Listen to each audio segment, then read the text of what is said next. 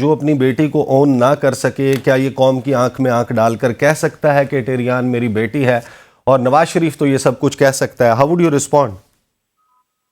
घटिया बातों का क्या जवाब देता है?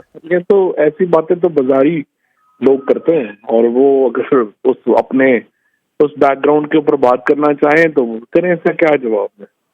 और आपको सवाल पूछना भी नहीं चाहिए था। पता नहीं मुझे हमारे मीडिया की मोरालिटी भी किधर चली गई।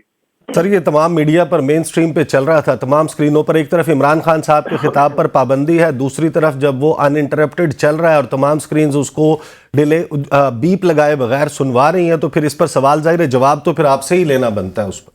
नहीं, इस तरह के सवालों को इग्नोर करते हैं आप। बाजारी जो लोग हैं या बाजारी लोगों के जवाब इस तरह थोड़ी देते हैं। अगर मैं आपको अपनी स्क्रीन पे गालियां निकालना शुरू कर दूं तो उसका जवाब इस तरह थोड़ी होगा, या आप मुझे गालियां देना शुरू हो जाएंगे तो उसका जवाब थोड़ी। गालियों का क्या जवाब होता है?